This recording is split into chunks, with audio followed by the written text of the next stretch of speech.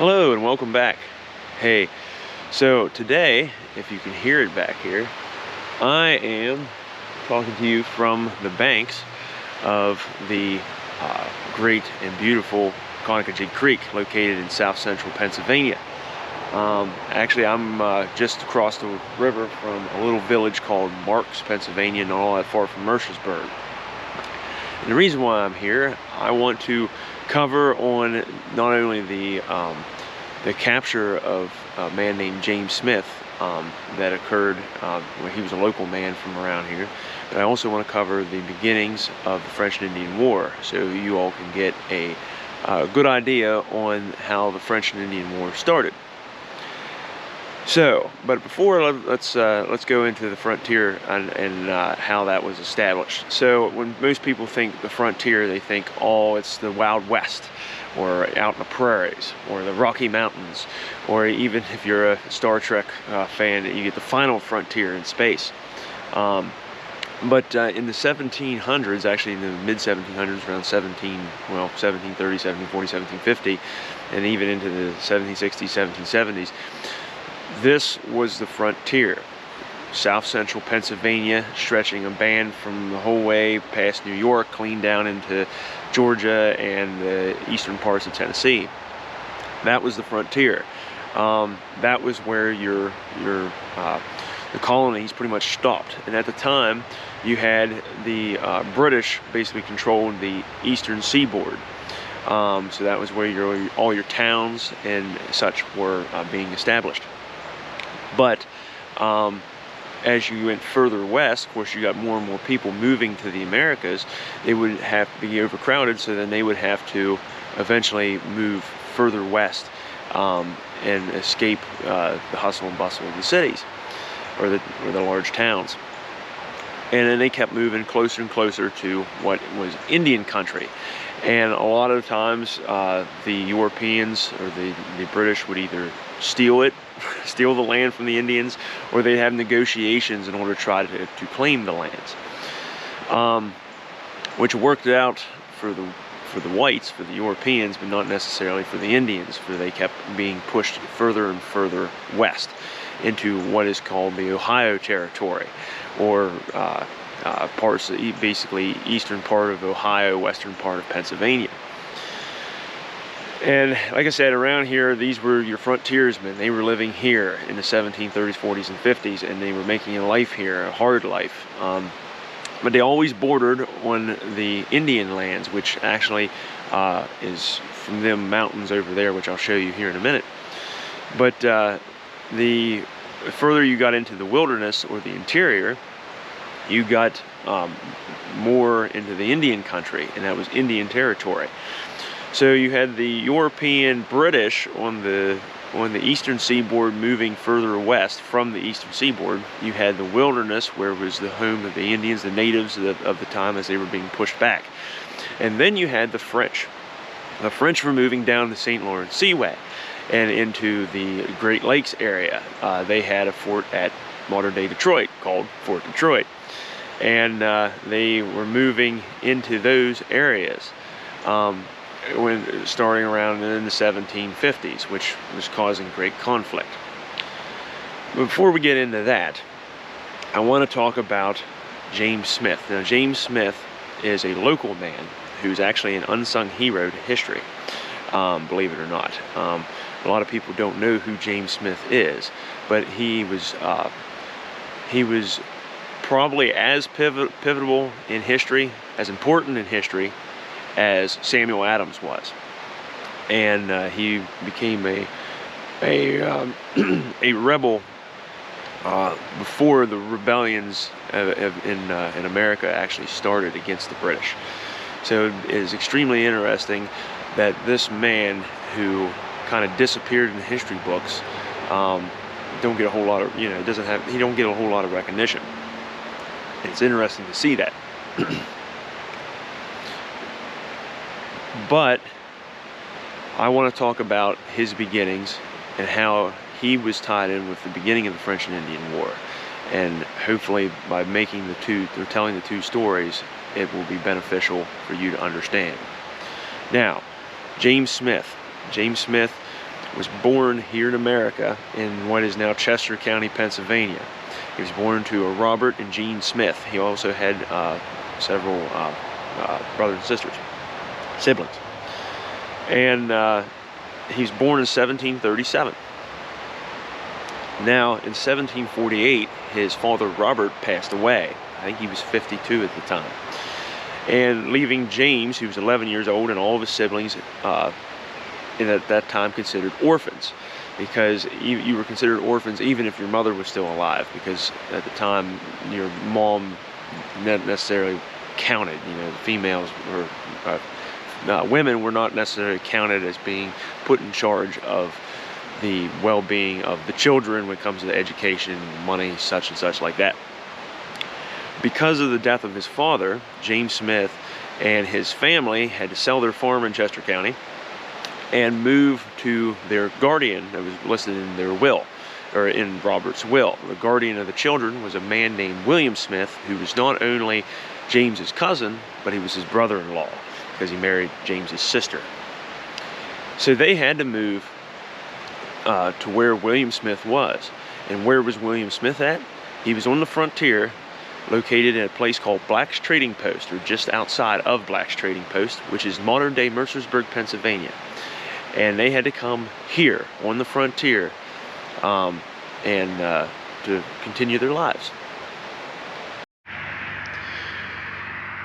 So I don't know if you can see them over there, but that is the mountain range that I said earlier that kind of separated the frontier in this location in south central Pennsylvania today from the Indian country. If you went over there, technically that was where the Indians were supposed to reside, but eventually European whites, squatters, eventually moved their way across those mountains and made their claims over there, despite what the Indians may or may not think, which of course is one reason why the Indians did not necessarily appreciate the British, because they were allowing the movement of these settlers onto their land. Now, I just walked a few 100 yards from where I was next to the creek, and now I am over here at, and this is also near Marks, of course, Marks, Pennsylvania, and I am over here across the way at the intersection of Lamar Road and South Brooklyn Road, which you'll see here in a minute. But around here, when James Smith and his family had to pack up from Chester County and move out here, they settled somewhere around this area. We're not quite sure where, but they settled somewhere along the Conacajig Creek right here. Now, this whole area was known as the Conacajig Settlement, and named after the creek, of course. Conacajig means long, windy stream. Very, very similar to its sister, which is called the Conocoquinton, which is north of here. And rather than being a long, windy stream, Conocoquinton means damn long, windy stream. This area was known as the Conacajig Settlement. And again, James Smith and his family had to move here. They built a cabin of some sort, or some sort of homestead in this area. Again, historians are not sure, but they were definitely in this area around Lamar Road, South Brooklyn, and right next to the Conacajig Creek somewhere. His mother set up the house. William Smith took care of them, most likely educated them as well, because William Smith was an educated man. And that's how he was raised. Again, 11 years old when he came out here. Now, when it comes to the French and Indian War in 1753, when James was only 16 years of age, you started to see a certain amount of conflict that was being stirred by both the French and the British in conjunction with the claiming of the land of the Ohio country. So, I'm going to walk back here a little ways so we don't have to listen to the traffic. But, anyway, when James was 16 years of age, it was 1753. You were having the French moving into what is known as the Ohio country, which is now modern-day western Pennsylvania. Now, what they were doing was they were building strongholds, forts, in order to back up their claim. So they built one called Fort Presque Isle at at Erie, Pennsylvania today. They also built Fort LeBoeuf, Fort Venango, which was along the Allegheny River, and then they took a partially done British fort that was set at the forks of the Ohio, where the Allegheny and the Monongahela come together to form the Ohio River in modern-day Pittsburgh. The French took over that fort, ran the British out, finished the fort, and renamed it Fort Duquesne, which is the reason why you have Duquesne University today and where the namesake comes from. So, with all of these forts showing up into the Ohio region, it caused concern for the British, especially a group called the Ohio Company. So the Ohio Company was a group of large investors, mostly prominent stature of some sort in Virginia government. One of them being Governor Dinwiddie of Virginia. He had a stake in the Ohio Company, and also George Washington's brother also had a stake in the Ohio Company. And this Ohio Company was basically created because the British gave them land or permission to use the land in the Ohio country, modern-day western Pennsylvania and eastern Ohio, and they were supposed to be able to take that land, which of course is owned by Indians technically, and seize it for themselves and sell plots off of it to make money. So it was a land grab. That's all it was. But the problem was the French also claimed that section of the wilderness, and then they were moving in with their forts, and because of that threatened the Ohio Company.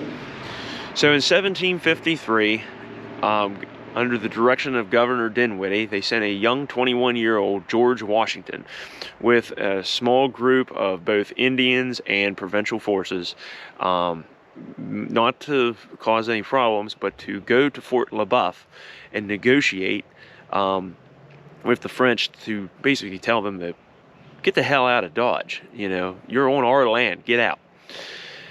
The answer at Fort LeBoeuf, and this was the fall of 1753, the answer at Fort LeBoeuf was, "We're not obliged to leave, get out." So Washington had to journey back with his party to Williamsburg and report his findings. The general consensus was the French were not going to leave. So here, the Ohio Company, the Province of Virginia, and the English themselves had an issue with the government of France that was moving men from the St. Lawrence Seaway area down into what they considered their land. So after Washington got back in early 1754 to Williamsburg, he was ordered to take a larger force with him into the Ohio country, and this time go visit Fort Duquesne. So he went in to the wilderness with these men in the spring of 1754. And on the way to Fort Duquesne, which he actually discovered was a British fort and it was taken. He discovered that it was taken by the French because of the force that did occupy the fort, or what they were starting as a fort, was retreating from the French attack that took the fort at the forks of the Ohio, modern-day Pittsburgh. And when he met this group, he figured, well, I'm going to continue on anyway. So he continued on to Fort Duquesne, George Washington's group. He eventually absorbed some friendly Indians in his group, and they had a total of 52. Well, here they ambushed a French scouting party of around 40 French Canadians. And they got into an exchange where they killed a lot of the French. This group that George Washington was in control of. They killed a mess of these French. And after that battle, he retreated a few miles away, and then he established a fort called Fort Necessity. Now at Fort Necessity, which was a makeshift fort at the time, and it was built in a great haste, and because they didn't have time, they needed to get protection and needed to establish something. But on July 3rd of 1754, Fort Necessity was attacked by the French and the Indians, and their Indian allies, of course. And after it was attacked, eventually Washington had to capitulate because he just didn't have the means to sustain himself at the fort. So Washington surrendered. And again, he's 22 years old. So after Washington surrendered Fort Necessity, he had to sign a surrender document. That document was written in French, and of course George Washington could not read French, and neither did he have a very good interpreter. But it turned out when he signed the agreement to surrender at the Battle of Fort Necessity, which happened to be on July 4th of all days, 1754, he did not realize that the document actually that he was signing said that he agreed that he attacked these Canadians, and that he was the one who killed this commander of the Canadian forces and attacked the force, and it blamed him and him alone, him and his force, of course, which basically made him, when he signed it, he agreed that he's the one that started the armed conflict of the French and Indian War. So after the defeat of Washington at Fort Necessity, he had to return to Virginia, and now the British had an even bigger problem. Now you have French having control of the Ohio, the forks of the Ohio at modern-day Pittsburgh. They have several forts in the area. They were aligning themselves with the Indians that were basically thinking that the British were stealing their land to begin with. So they decided to back up the French. And then, of course, there was other hostilities along the border of Canada and in the English colonies. There was also turmoil around the world. This was part of the 7 Years' War, which was a world war at the time, where they were fighting all over among the French and the English colonies everywhere. The British had to come up with a plan. So the plan was they were going to go on the offense and attack the French forces all along the borders in North America. The lead attack will be led by the commander of the North American theater for the British Empire, a man named General Edward Braddock. Now, General Braddock, he was essentially the best of the best, and so was his soldiers. All the British soldiers were considered the best soldiers of the world at the time. General Braddock was charged with taking 1,000 regular British redcoats and land at Alexandria, Virginia. And then he would march to Winchester. And at Winchester, he would pick up the provincial forces of Virginia, totaling his force anywhere between 1,400 to 1,500 men. He would then march to Fort Cumberland, which is at modern-day Cumberland, Maryland. From there, he will cut a road through the wilderness of now western Pennsylvania. That road, known as Braddock's Road, will extend up through past Ohiopyle, modern-day Ohiopyle, cross the Monongahela, not all that far from Fort Duquesne, and then he would assault Fort Duquesne and take it at the forks of the Ohio in modern-day Pittsburgh. That was the plan. The problem was you had to move basically 1,500 men through a large, vast forest full of trees, along with provisions, wagons, caissons, cannons, and everything else that you need for war material. So they had to make a large road, which would be long and arduous work in order to cut this road through the virgin timbers that existed at the time. Now, in the meantime of that, while they were cutting that road, the Pennsylvania provincial forces were required to help. So they needed to cut a supply route, and that supply route would be known as Bird's Road. So they decided to carve Bird's Road. The where they were planning on starting was a place called Fort Mcdowell, which is where I'm at right now. And we'll walk over here to the monument to Fort Mcdowell, and I'll show it to you.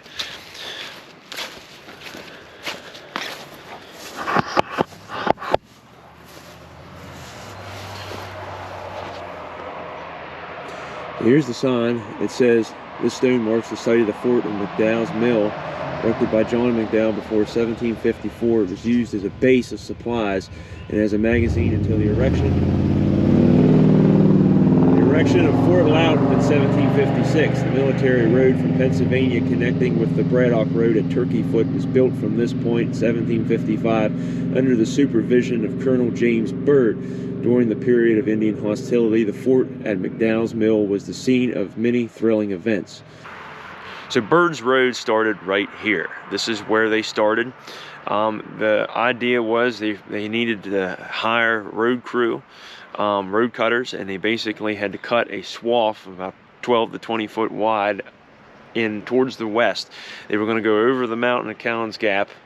They were going to go over to Raystown, which is around Bedford, and then they would meet up at a place called Turkey Foot with Braddock's Road.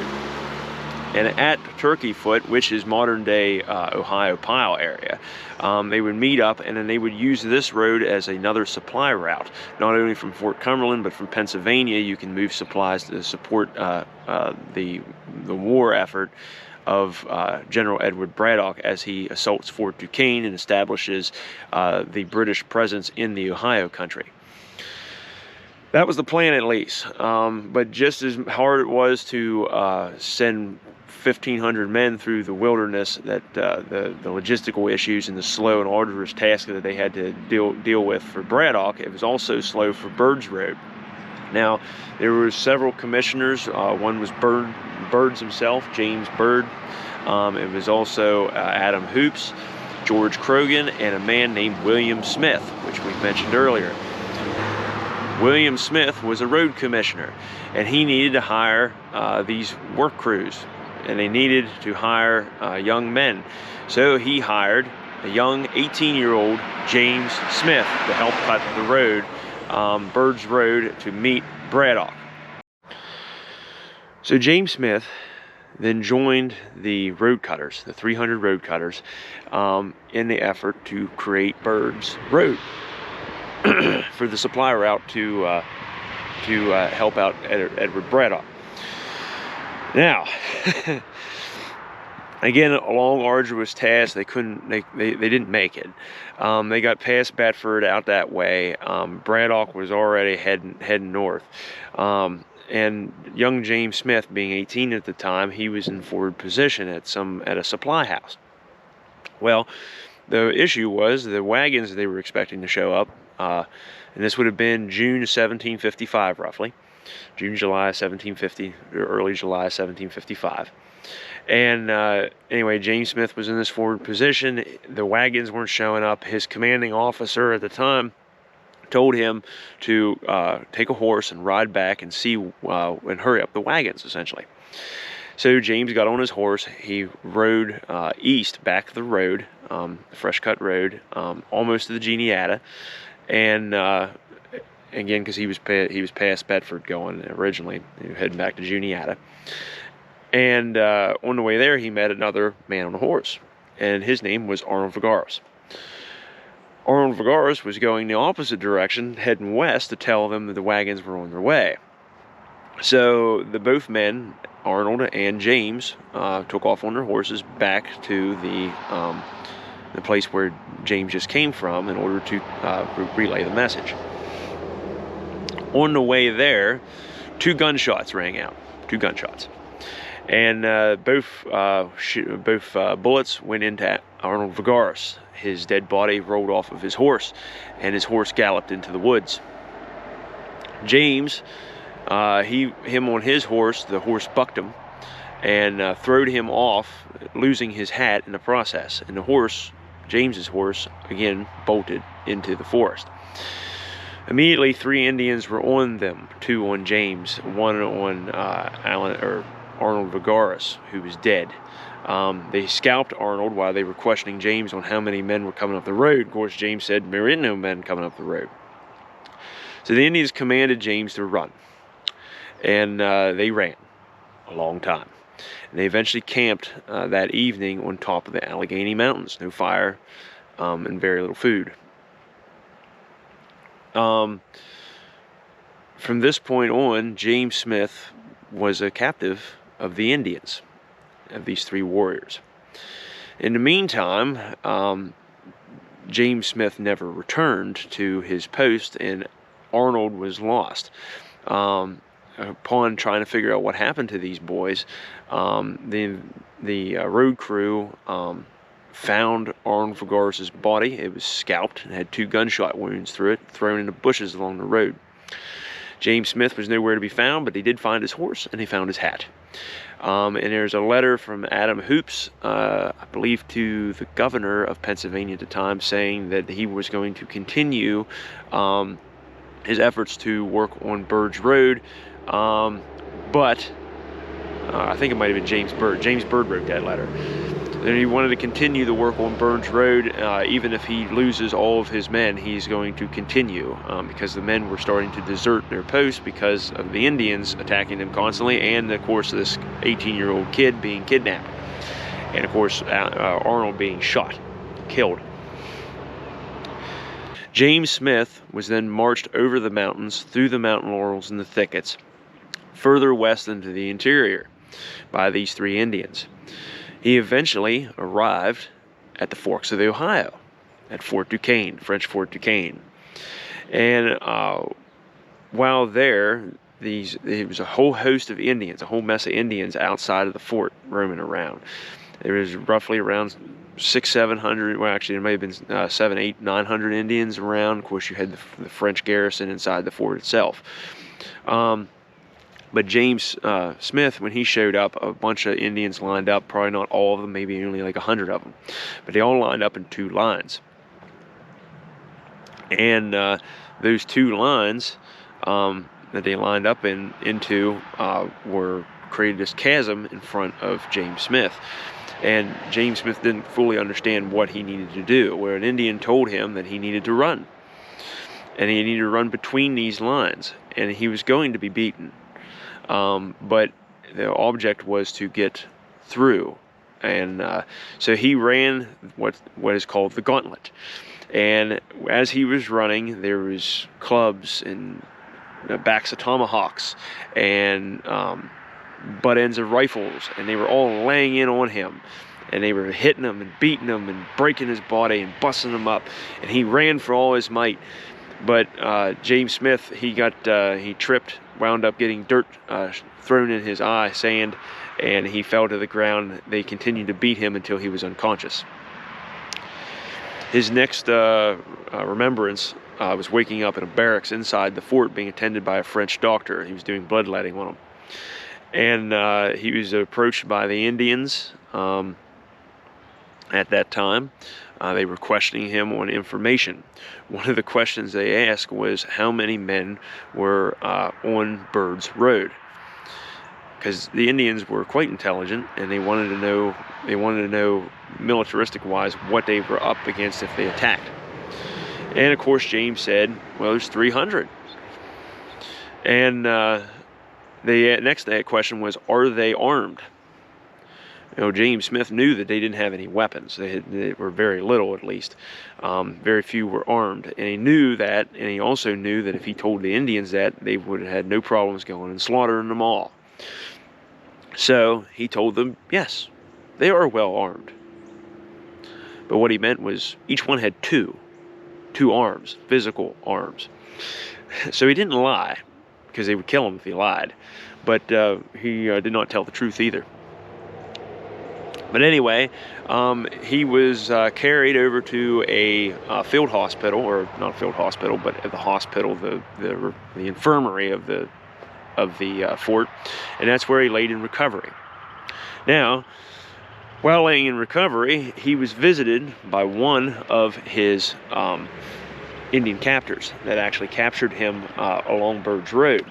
And this Indian actually spoke he spoke pretty broken English, but he was able to communicate at least a little bit with James, which made it easy. So James, of course, was asking questions. One of the questions being, why did they treat me so bad? What did I do to the Indians? Did I do something to offend them? And the answer he got was no. He ran the gauntlet. It was a tradition of the Indians. And the words that James said to the Indians said was, it was kind of like, how do you do? But James was just now walking around on a cane. So it was one hell of a how do you do. Then he was asking about what would happen to him, James. What's going to happen to him? Is he going to remain with the French?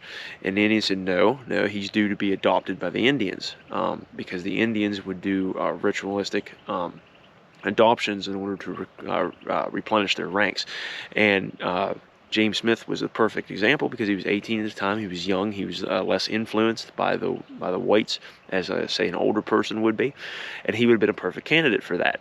So James Smith realized that he was going to be adopted by the Indians. That was his plan. Then the next question, of course, was what of Edward Braddock?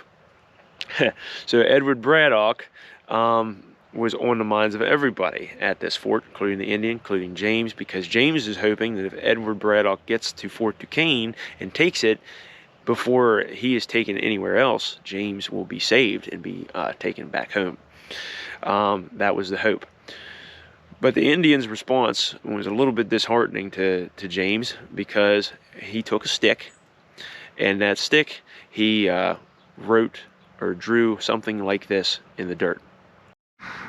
So the Indian took a stick and he got into the ground on the in the infirmary, and he drew, let's see if I can do this, Fort Duquesne on the forks of the Ohio. Okay, and then he showed Braddock in his column, which is over here, and he shows two lines, one here on this side of Braddock and one on this side of Braddock. And he says that Braddock is advancing, but the Indians are spying on him all the time, and the plan was they were going to get on either side of Braddock, and the words used was shoot him down, all one pigeon.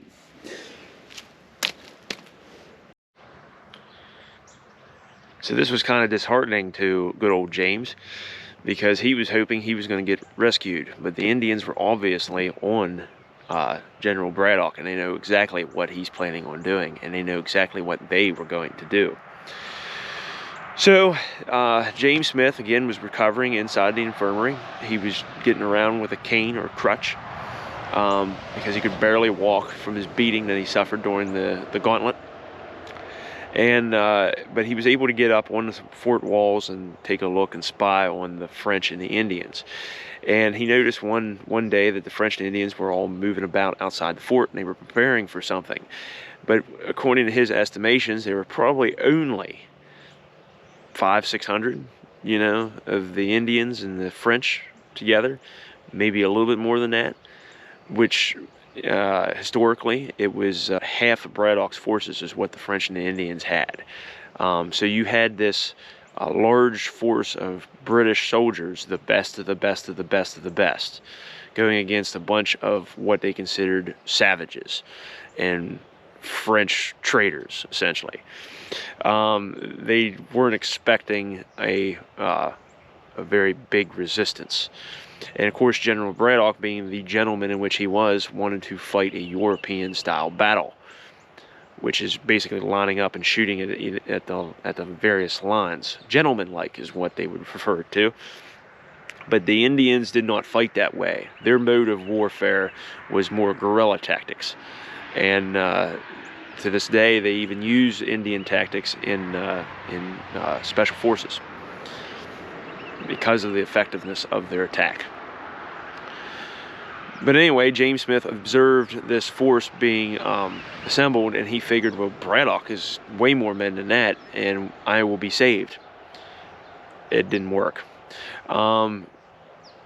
James waited patiently as the day progressed, and a rider came in hoping to bring bad news for the French, but good news for James Smith. But it was good news for the French. James was able to hobble his way over to some German-speaking soldiers and asked them, because he could speak a little bit of German, he couldn't speak French. But he went over to the German-speaking soldiers and asked what was going on with Braddock, and basically they said his forces were decimated. And not only were they decimated, they would all be killed if they don't get across the Monongahela fast enough. So basically, James Smith was not in a good situation. Now, historically speaking, the Indian was correct. The French and Indian forces actually got on either side of Braddock's forces. They shot them down, killed a lot of officers. Officers were a main target by the Indians. In the engagement, 60% of the British force was either killed, wounded, or captured. 60% of 1,500 men. In the middle of the fighting was a young George Washington, who was serving as aide-de-camp to General Braddock. Back away from the battle was the Teamsters, one of them being a young Daniel Boone. One of the British officers that survived was Thomas Gage of Revolution fame. So there was a lot of famous people involved in this battle. But again, 60% was the kill or the casualty rate. General Braddock was wounded.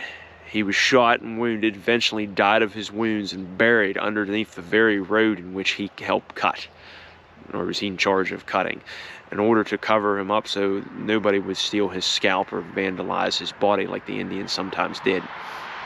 His second in command was also killed during the battle. When the forces retreated, they retreated back to the supply camp and was taken under the third in command, whose name was Colonel Dunbar. Dunbar had no choice. He had to retreat. Now, interesting enough, George Washington, being in the fray, did not die. There was an Indian that came to George Washington later in life, I believe when George Washington became president, and he said that at the Battle of the Monongahela, the defeat of Braddock, we shot at you multiple times, but we could not kill you. And it was his impression that the Great Spirit did not want Washington to die. Washington had holes shot through his coat, but he was never wounded. Amazing enough. In the aftermath of all this, Dunbar took the force that was left of Braddock's defeat, and he marched them to Fort Cumberland for medical attention. They never reached Fort Duquesne. Now, James Smith was at Fort Duquesne, and he started to see the Indians and the French trickle back. The Indians, because they liked shiny things, trinkets and things like that, they wound up gathering up redcoats, officer uniforms, grenadiers' caps, corkets, guns, ammo. They gathered up everything that they could, and they took it, and they danced around with all this on. They also took 10 prisoners. All 10 were burnt alive along the Allegheny River. And James Smith witnessed this, and it was so bad that he had to retreat back into his infirmary and go to sleep. He could not stand to see these men be tortured to death like they were. The next day, they brought in Braddock's cannons. So the French went out, gathered up all of his cannons, all of his war material. They dropped it all, trying to get out. And this was such a defeat for the British. And this great commander, the best of the best of the best, they outnumber their enemy twofold, and they were decimated, absolutely decimated.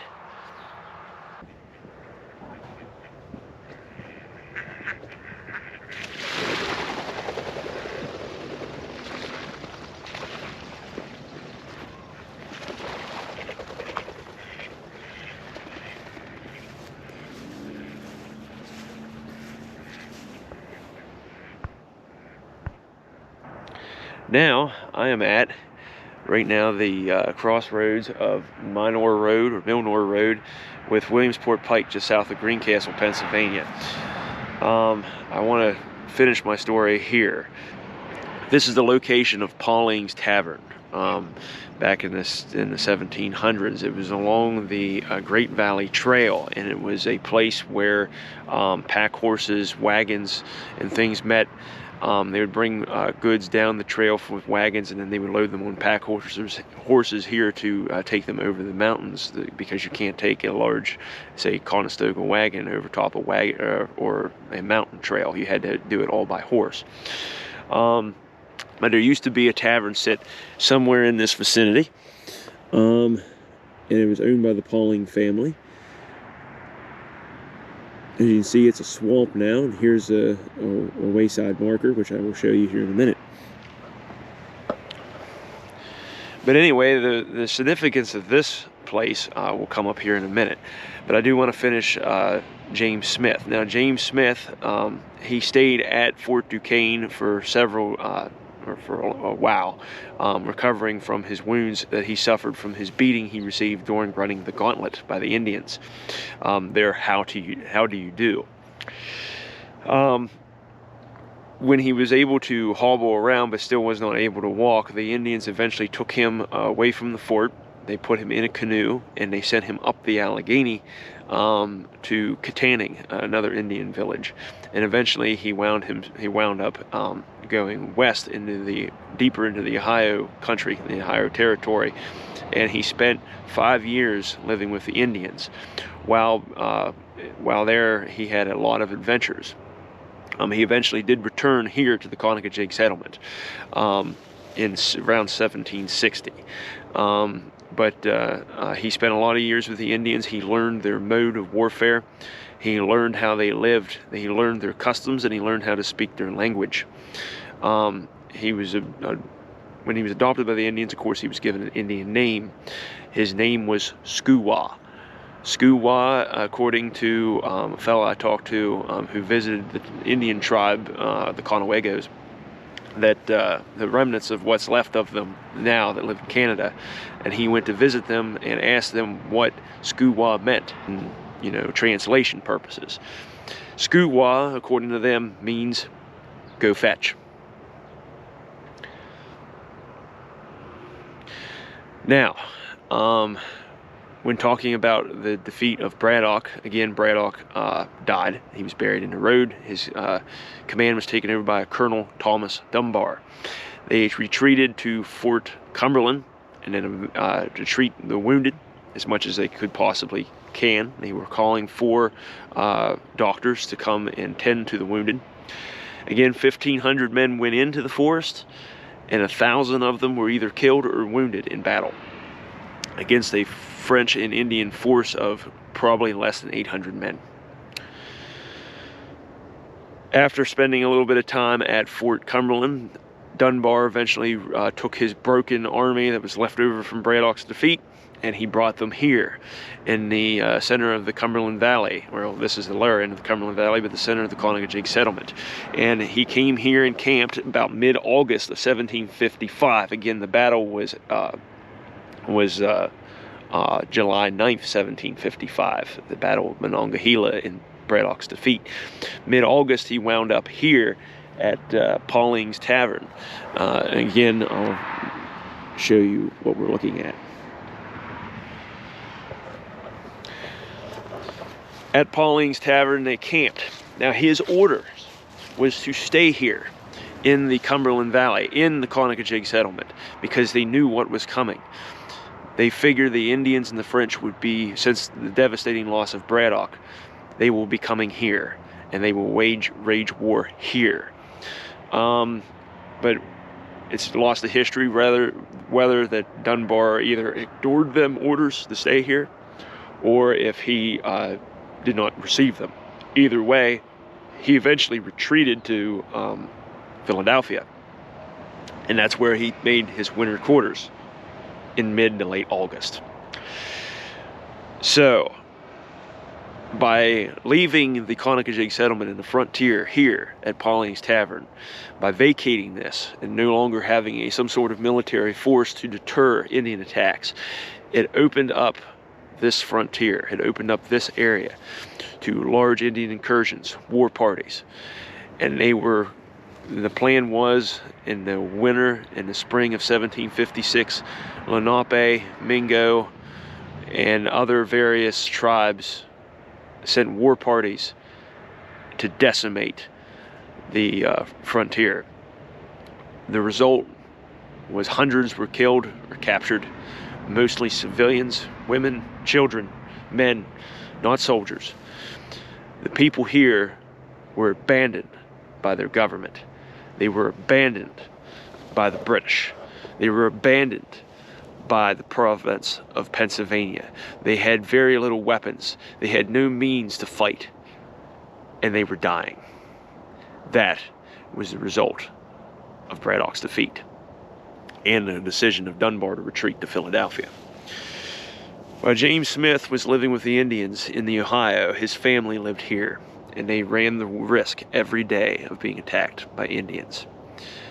And eventually I'm going to tell you some of those horrific stories of Indian attacks, captures, and returns, including James Smith's, hopefully. But in the meantime, I'm going to end this video by showing you the wayside marker here at Pauling's Tavern along the road here, and because it has a beautiful picture that was painted by Kevin Rice of Welsh Run, Pennsylvania. And it depicts the men here while at Pauling's Tavern.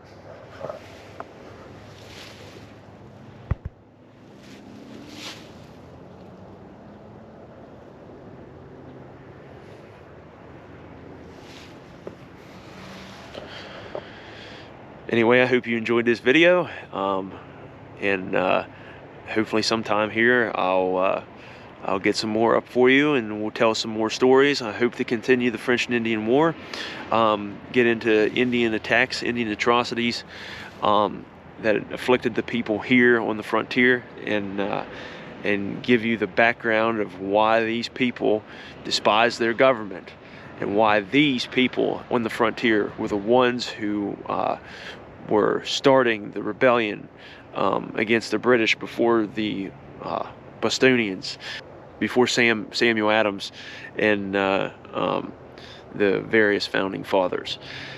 These people, because of the abandonment that they suffered, soured their taste for the government of not only Pennsylvania, but also the government of the British. And these events is what turned these people to rebels, and why the revolution was so important to these people. So anyway, I hope you enjoyed the video, and till next time.